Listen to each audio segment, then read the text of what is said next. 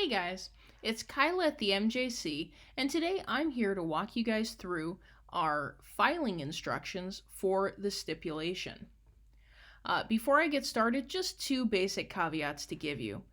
The first thing I want you to know is that, as you've probably heard me say before, nothing in this video is intended to be legal advice. This is truly just a procedural video talking you through how to file the document.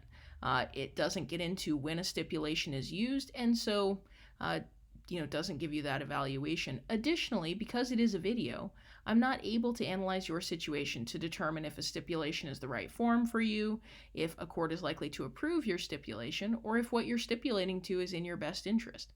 If you have questions about those sorts of things, you can get brief legal advice for free here in Milwaukee County through the Marquette Volunteer Legal Clinics. If you're not located in Milwaukee County, you can contact your clerk of court to find out what resources are available in your area. The other caveat I want to give you is that this form is current as of the day we are recording this video. It is December 16th of 2020, and we are in the middle of the COVID-19 pandemic. These directions are designed for filing during the pandemic. So if you are living in that happy future when we are no longer in the middle of a pandemic, you may want to double check that the directions haven't changed.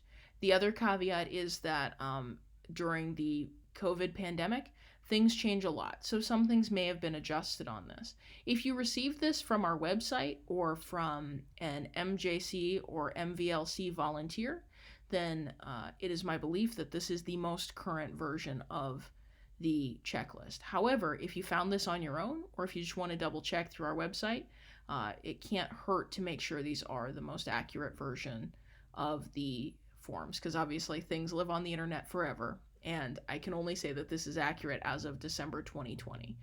But again, if you got it through our website or through a volunteer, I'm fairly confident that it is the correct one. All right, so now that I've given you guys all those warnings, let's get into the form, or the checklist. We're going to start off with just a quick roadmap, walking you guys through just the basics of this. So the first basic is, what forms do you need to file the stipulation motion? Because you want to make sure that you have the forms that you need. So the first one you'll need is the stipulation to change form. And that form, it's a little off center there, but you can see, looks like this. And yours, of course, will be filled in, but I just want to sort of show you it so you know what the form looks like. So you'll want to make sure that you have a form that looks like this. You want to make sure that both parties have signed and dated the document. Obviously, the filled out and completed document that you've both reviewed. The other thing you'll need is the order on the stipulation to change. That is this form. And it is one where you'll only fill out this top caption. The rest is for the court to fill out, and you won't need to sign this one because this is for the court to sign. So you'll want to make sure you have those two documents. You'll also need two regular business-sized envelopes, one addressed to each person. So one is if it's being mailed to you, and one is if it's being mailed to the other party.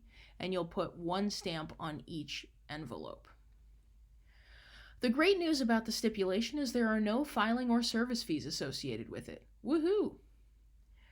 And then as far as your general process, you're going to gather everything you need to file.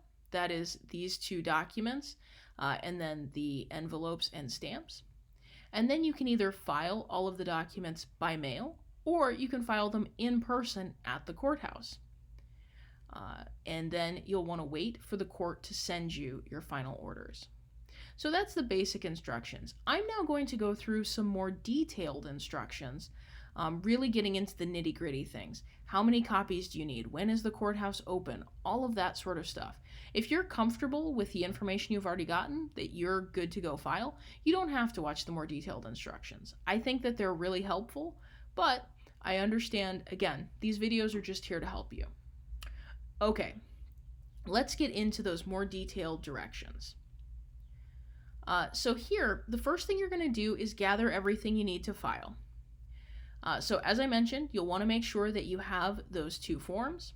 Again, just to show you one more time, the stipulation form and the order on the stipulation form. So you'll make sure you've gathered both of those and that you've gotten those two envelopes and two postage stamps. So you'll want to make sure that you and the other person in your case have reviewed the document carefully. Even if you worked with the Milwaukee Justice Center, you'll want to make sure that names are spelled right, addresses are spelled right, all of those sorts of things. If you did it on your own, same thing, go through, make sure the whole document looks complete. If you worked with the MJC, in this little chart down here, there will be any notes of edits that are needed. So here it might say, fill in your arrears balances on page 4, I think it's page 3 actually, page 3, question E1. So there might be some notes like that. You can use those directions to find changes that your volunteers identified that needed to be made. So page 1, 2, 3, E1. So I'd be putting in information about the arrears there. If you are doing this on your own, then it won't have any notes or additions, or you might not have notes and additions. But if you see any, make sure that you make those changes before you submit these documents. So then, once you've reviewed everything, you're going to want to make sure that you sign and date all of the forms.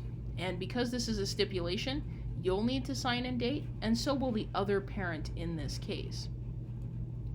Once you've got the motion completed, you've reviewed it, everything's filled in, and it's all signed and dated, then you'll need to make 2 photocopies of the document. And I guess I should note, before you could sign and date it, obviously you needed to print it out. So so as far as printing and making copies, if you have somewhere that you can print and make copies, if you have a printer at home, or if you can make them at work, or you have a friend who has a printer or a copier, great. You can do it that way. Please do note that the originals and the copies need to be printed single-sided, so it can't have writing on both sides of the page. It can only be on one side of the page.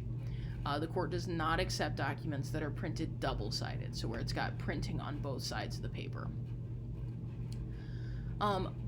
As far as where you can print or make copies, if you need to do that, the Milwaukee County Law Library is able to make photocopies for people. They're actually currently open, so this is already a smidge outdated, but they're opening and closing depending on the case count, so their hours can be irregular. What we are recommending that everyone do is call this phone number, which is 414-278-4900. to confirm that the law library will be open on the day you plan to go in if you're planning to use them for copying. If you don't want to wait for the library, or if you don't, they say they're not going to be open for a while or what have you, you can print and make copies at FedEx Kinko's. Many of the package stores like the UPS store or mailboxes, etc. have that. Some of the big office stores like Office Depot or Office Max have printing and copying. You can also check your local library to see if they are open for printing and copying services. And another tip is, if you're in the city of Milwaukee, if your local library is closed, you might try calling one of the libraries in the suburbs, because sometimes if the suburbs are a little bit smaller, they might be able to be open when a bigger library isn't able to be open right now. So in any case, however you get it done, you're going to want to make sure that you print it, have everybody sign and date it, and you're going to make photocopies. You need 2 photocopies of the stipulation to change and the order to change. And what we do is we just treat them as one packet. So you have the 4-page stipulation to change and the 2-page order to change, and we just put them together as one 6-page document, and then we make 2 photocopies of that. So you've got your documents. You'll also want to make sure that you get those 2 envelopes I mentioned earlier, just normal business size envelopes. You'll put a stamp on each envelope, and then you're going to address the envelopes as if they are being mailed, so as if one is being mailed to you and as if one is being mailed to the other person. Don't worry about putting anything in the envelopes. They will be used by the court to send you the court's final response to your stipulation.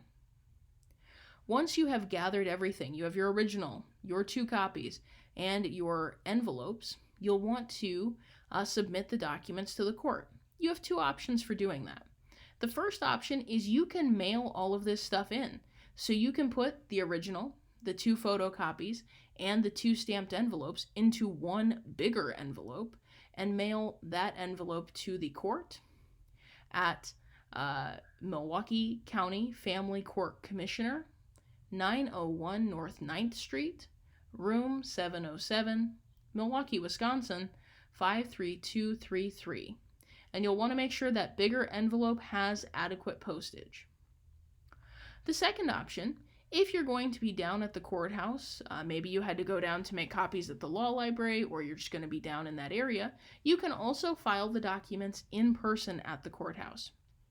Again, you'll want to take with you the original, the 2 photocopies, the 2 envelopes, and you would take all of that to room 104 of the Milwaukee County Courthouse, 901 North 9th Street. And room 104 is open weekdays from 10 a.m. to 3 p.m. So you can submit those documents during those hours in room 104. Once you have turned the documents into the court, then it becomes a waiting game. You're just waiting for the court to send you the final orders. They will review it and either approve it or deny it.